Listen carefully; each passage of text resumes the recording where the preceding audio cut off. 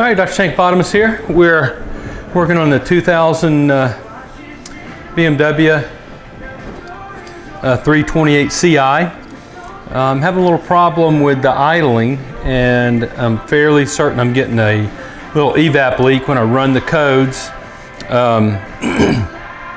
What I get is that it says, you know, minor EVAP leak or small EVAP leak, check the gas cap. That's like the most common thing. The gas cap's fine. But if you do get a little leak like that, definitely gas cap is often your problem. My gas cap is relatively new, seals great, not the gas cap. So somewhere within the EVAP thing on this car, I'm getting a little bit of a leak, and it can be daunting to try to figure out which one of your little vacuum lines is leaking in these bad boys. I will tell you, there's some common places I have found leaks on them before, and I have a little video. One of them is right back there in the corner, right down, all the way down behind there. Whoop, whoop, whoop. And it's a bear to get at, but there's some vacuum cables back there, or vacuum tubes back there that tend to give up the ghost. Another one is coming off over here of your, what is that, the canister? I see nomenclature. I'll go get it and look it up and tell you what it is. But anyway, also right here, your EGR valve, thank you. Whoops, down a little bit, right here. It's got a vacuum hose off the back of it that goes around the back and hooks into a hard plastic piece. I've found that one to be leaking before. You got other seals all in here that can leak on you. So, what are we gonna do? How are we gonna get it figured out? On this one, I have a K&N cold air intake filter that's on it. If you have your regular filter, take your filter box out right here. That is just saran wrap that I keep in the garage for wrapping stuff up, and then the clamp, the ring clamp around there, holding that on, okay? Because you want the system sealed up, right? And the best place I found to access the system is gonna be on your intake. Okay, this is sticking up over here. I'll show you. So this here comes out of your vacuum system and hooks into your intake across here. This is the K&N one, but the standard one is very similar. And so what I've done is, at this connector, what I'm gonna do, that's where I'm gonna hook up my smoke, okay? So we can see. Now you wanna pressurize this little bad boy with something like this up in here. Okay, here we go. These little smoke machines are pretty darn expensive. This little smoke machine is not, okay?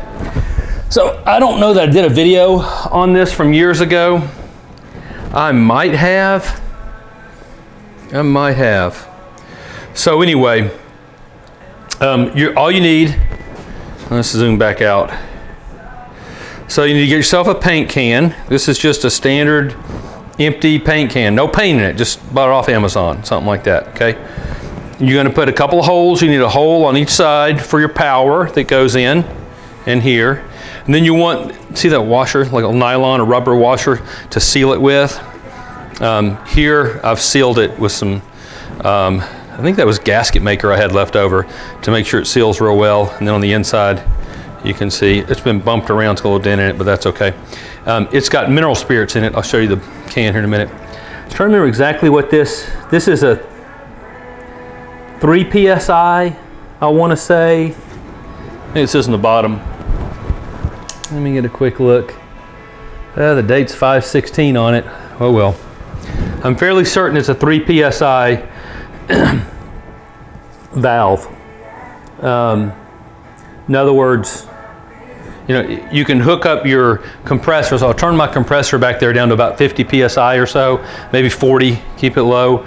And then this thing regulates it to 3 PSI. I think that's what you want. It might have been 5. So it's so long since I built this, I'm just showing it because I'm about to use it. But it is pretty easy to make. So you got your bucket, right?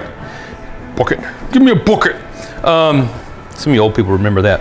This is what's in there. This is what I used. 22 gram nichrome 80 wire. And down inside of there, let's see if you can see, yeah. So the wire is wrapped around that thick wick. I just got some wick material, folded it over, wrapped it all up with wire one into the other. One end hooks on one side of your power, There's another side of the power. All you need to power this thing up is a car battery. You can plug it into the car battery off the car. I've got spare car batteries laying around that I keep charged just for poops and giggles and other things. Actually, the spare car battery is great for recharging a completely dead battery. But anyway, maybe that's another video. And then I'm hooked in. This is how I hook into my battery here. Let me just get this, show you what we got in here. Oh, and then the top. Of course, you got to put the top on. That's just, let me see here. Zoom it in here a little bit for you. Okay, so I got a top, and I messed with sealing it all up too. It may need to be resealed at some point. If it starts to leak around the top, I'll reseal it. It's been a while. Oops, sorry. That's where I sealed it before. If it starts to leak around the top, I'll reseal it. That's been trouble with the top leaking. I didn't have quite big enough washer to go up underneath there, the right size, and so I just sealed it with a gasket maker. But over time, it's kind of gotten to it. And then this is just the brass fitting, right? And into here, and then whatever I got here, 5/8 tubing or something like that, okay? And then this is what hooks into your intake over there. And then of course, make sure your top seals on the top there.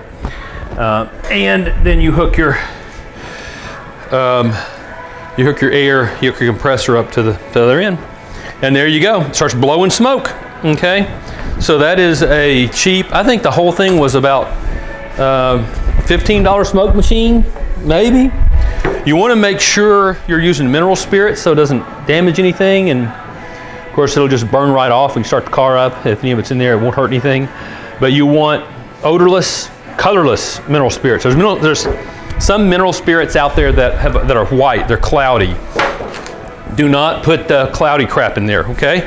You can use that for cleaning brushes or whatever you want, but don't put that in your car. So I'm gonna get us all hooked up here. Let me turn my compressor back here down, because I got my compressor. He's a pretty big bad boy. He's 150, but I got the regulator there on the wall. Sorry for panning. There's a regulator hooked up to the wall. You can barely see it past the, there it is. Woo, right back there. So anyway, and I'll turn the regulator down, get us down, like I said, maybe at about 40, maybe even 30, just really get it down lower. Sorry for panning, but we're gonna come around and look back at the car. And then once you get your smoke going, get a couple of really bright lights out and just start watching. You'll get smoke all through the entire EVAP system. Excuse me. And hopefully it'll start to come up somewhere where it's leaking, and then you go look for that leak. But anyway, like I said, this works pretty good. If you can't find it with this, I haven't had trouble. I've been able to find all my leaks on the cars with this, but if it doesn't work, you might have to go to a dealer or a shop and get a real smoke machine that really puts out high quality, heavy smoke, you know, under about, I think, 2 or 3 PSI pressure. But anyway, okay, let me get us hooked up and I'll show you what we got. All right, to show you what my full setup is. Always good to keep all kinds of little parts and pieces around. Keep some of these around. These little clamps, all right, that collapse down and lock, okay. Handy dandy things to have. You need one of these to get them on and off. All right, because sometimes your tubing size just doesn't match up. On this new one, the tubing to my smoker's a little bit smaller. I mean, I'm sorry, a little bit larger. So I had to add a smaller piece of tubing and then clamped it so you get a good tight seal right there with one of the little clamps. So anyhow, so that's the setup. And our can is down here on the ground. If you put just 12 volts through it, it'll put out a lot of smoke, but it won't catch fire. The other thing I thought about is maybe get a transformer and hook it up. You can plug it into the wall of the 120, but if something goes a little awry with that, you pump 120 into this thing, it just might catch fire. So next thing is I'll hook up our hose and then hook up our battery, and we'll get this thing going, and I'll show you where we're getting smoke here in a minute. Okay, so you can see now, let me zoom in a little bit. See the tubing that was clear, you now got the smoke going in and through it, and then it's kind of bulging here just a little bit where we got our seal on. because of the pressure we got in there. Just a little bit of pressure. I think it's either 2 or 3, it's 3 psi, so it's not a lot of pressure. I've turned my pressure coming out of my compressor way down. It's at about 20, just to keep it down as much as possible. And then hopefully, as we continue to heat up here, we continue to get our, hopefully, smoke coming out of here.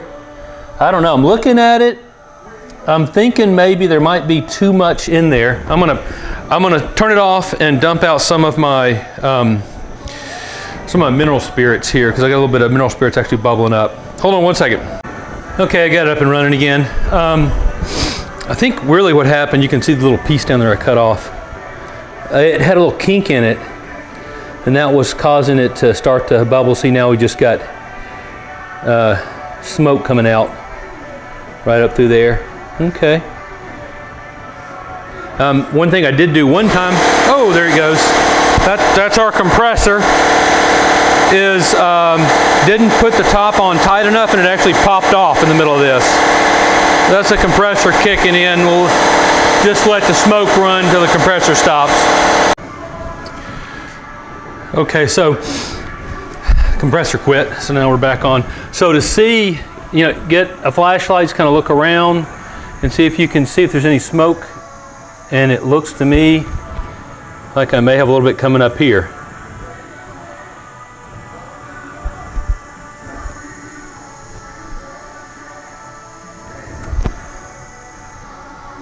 It can take a little while. So I'm gonna start digging around. It looks like it might be back towards that side, and I'll check the back. Sometimes easier to do it without, let me turn this one off, too much light.